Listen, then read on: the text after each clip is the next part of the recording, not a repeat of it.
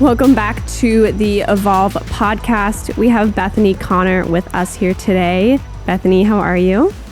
I'm good. How are you? Doing pretty well. Tell the audience a little bit about yourself and what you do.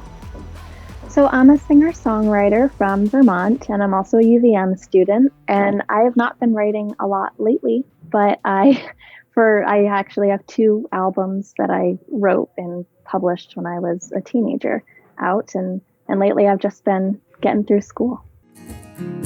'Cause every one of these things needs a dreamer, and this time I guess it's gonna be me. I don't always have the right answers, but with you things get clearer, so don't hide behind a frown. And when you're feeling down, know that I've seen the end and everything really is okay.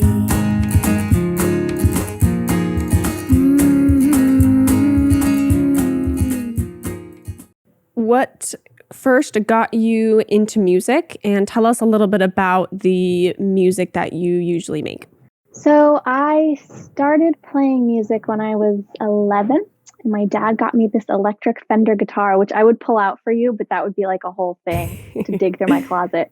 And so he was hoping that I would become like a guitar god, right? Nice. And then I started playing Taylor Swift music. And I think that Taylor Swift is like the songwriter of our generation, but she's not like shredding it like Van Halen. So I think my dad was pleased that I started playing guitar, but like almost disappointed that it wasn't like metal. And so he got me this guitar, and I started tinkering around with the guitar when I was avoiding my sister's 10th birthday party. And As we do. yeah, exactly. And then I started doing open mics in the area. And I had this 9th grade health project, as you may remember from Essex High School, where they say like you have to have a goal and achieve that goal by the end of the semester. And I said, I want to have a paid gig. And so I went to my friend Kyle Stevens, who ran the open mic that I was playing. And he said, well, just come open for me at this restaurant in Fairfax. And that is how it all began. So really everything is due to my parents and Kyle Stevens. That's awesome. What would you consider the genre of your music? Where does that fall into? I would say it's singer-songwriter, acoustic, folk pop. My dad and I have spent lots of time trying to figure out what the heck my genre is, but I think that's what we've settled on.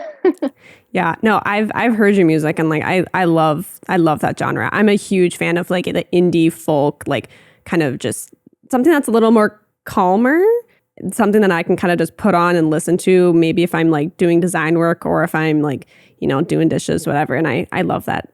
I love that type of music. To provide a little bit of background as well for those of you listening, Bethany and I went to high school together and grew up in the same town.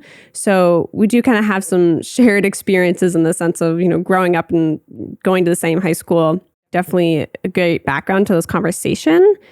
So leading into the next kind of question, what things inspire you to write? And do you consider yourself more kind of a songwriter and a singer? How would you define yourself in that sense? I would say I'm more of a songwriter than a singer because I've never had the diligence that I need to sit down and really work hard at the voice lessons that I've had. But I would say that I've become a better singer over the years through open mic. That being said, when I was really in the zone, when I was in middle school, writing music, early high school, like anything could inspire me. Like anything. In middle school, the hot topic was I had a crush on a boy, but he was dating my friend. And it was how dare he? Right? Exactly. Like, how dare he have his own emotions? But I also remember writing a song in the 8th grade. God, so it was actually based on this button that I had. And for the 8th grade field trip, we went to the National Zoo in DC. And on this button, it said, I had lunch with the pandas at the National Zoo. And so that's the song I wrote. It was, I had lunch with the pandas at the National Zoo. It was after hours. I was almost tiger food. And then it just like went into this like cute little song about like this girl who basically tries to make it big, but fails and has to come back home. And so it really could be anything to inspire me. Oh, I love that. That's so cute. When I was younger, I used to write a lot more poems, especially kind of in high school. And that sounds like something that I would write for sure. I love it. This is a question that kind of came to me because I often reach this point when I'm doing design work where I question, like, how do I know when a piece is done? How do I know when something is finished? So for you, so as someone who focuses more on the writing end, how do you know when a piece is done or when you feel it's done? I would say I know it's done when the story is done. That's one part of it. The second part of it is that I usually have a form to my songs, and it's your basic verse, chorus, bridge, etc. And so once I have the pieces to each of those each of those parts of the song, that's when I know the song is done. That's pretty much it. What's been your favorite story to tell in that format? Oh gosh. I think I'm most proud of the songs and the stories I tell about my friends. Like when I was in high school, I wrote this song called Clearer, and it's on my second album, and it's how I end the album.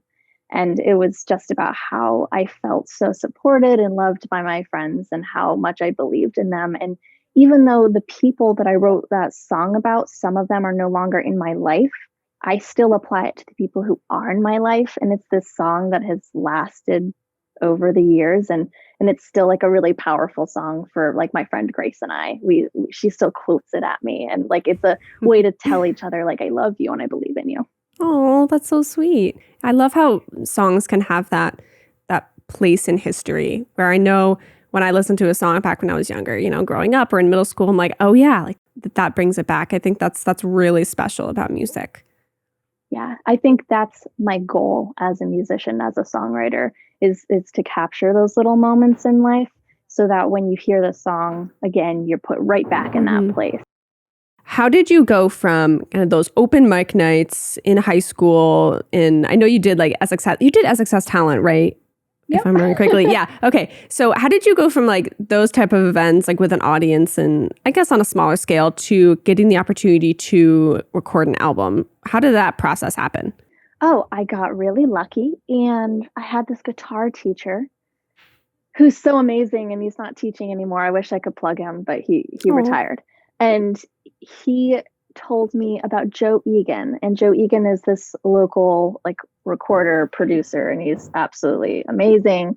We connected with Joe through my guitar teacher. We reached out to him and we said, hey, my dad basically said, I have this 15-year-old kid who wants to make a record, and would you be willing to help us out? And he went, sure. And that's why we love Joe. And I remember going into the studio, and it was magical. It was just me and my guitar for the first album. So it was purely acoustic. And I love that. I just remember hearing it back for the first time in my dad's truck and feeling like I'm a real singer. I'm a real songwriter. Oh, that's so real. So that's how it happened. And then we made music with Joe, and he's like based out of Colchester. And so I just got really lucky to connect with him. I don't know a ton about the music industry, but I feel like a lot of it is luck-based, unfortunately, where a lot of people have these series of events that happen in their favor, and these amazing opportunities happen, which is amazing. But I think it's a hard industry, I think, to be in. With that in mind, how do you feel that the internet has really impacted the music business? I think the internet has obviously given us an opportunity to promote ourselves more and reach more people than we would have otherwise, and connect with more people than we would have otherwise. At the same time, I would say streaming services have greatly decreased our ability to make music as songwriters. And I tread lightly here. So I guess I would say that the internet, like everything else in life, has its pros and cons. And if you'd like to support your local singer-songwriters, buy their physical CDs, because like we pay to make the CDs, but then ultimately you pay $7, $10, $12 for our CD. We're going to make that money back. And that's how we make a living. Yeah, it's so hard with the internet too, because everything is so accessible for free, and it can kind of get lost in, like lost on those streaming services where artists then end up not making the money, which I think that's great. I mean, I'm all about it right now, like shop local, shop all that type of stuff. What skills do you believe are really essential to have in what you do? Vulnerability. Oh, being able to be vulnerable. that's hard. It's so hard. It's what I'm struggling with right Yeah. now. Being on time and showing up and giving the show that you promised to give is so important. Being professional, being kind. That was one of the things that my guitar teacher taught me. He was like my Yoda. And he always told me, like, basically show up, play your music, don't drink, don't be unprofessional. Be sure to thank the people who are there, never insult the audience. So I think that's a skill in itself, is just being a reliable professional and treating it like a job. I wrote some of these down, so I'm looking it down. No, you're good. Being diligent, I think, is important. Being exactly what you promised to be and chipping away at your work. Like, as a songwriter, I would say another thing I'm struggling with right now, but would be to allow yourself to write bad music to get to the good stuff and recognize that it's a process. Yeah, we've mentioned a lot in this podcast about failure and that idea and process of having to work through things and having to fail, which then creates this opportunity and this process for you to learn as well. And I think that in, whoever we're interviewing, if it's in music like you are, design, like that process is so important, and it's hard, but it's also where, you can get that feedback and get those opinions that you need and the feedback that you need to continue learning. And I think being vulnerable is so hard. I think I've mentioned on a podcast before where like that is really difficult for me. And I think it is for a lot of people, but it is so important for any craft and to really show that authenticity, I think. And that's, I'm sure, like what your former teacher was getting at as well. Yeah, I have another Yoda in my life, Steve Hartman, who is a local musician, just wonderful. He always told me, if you're not giving it your all and being vulnerable with your audience when you're performing, you're almost insulting them. Yeah. Because they're there to see the show and they're there to connect with you. And being vulnerable and giving it your all is the way you can respect your audience. And I've really taken that to heart. Yeah, I love that. And it's about, being authentic and being genuine. And if those people are there to see you and hear you play and enjoy that art, then you definitely have that responsibility to be authentic for sure. Yeah, absolutely. I love the way you phrase that. Thanks. What challenges do you believe singers and songwriters face? I would say the first is taking care of their mental health.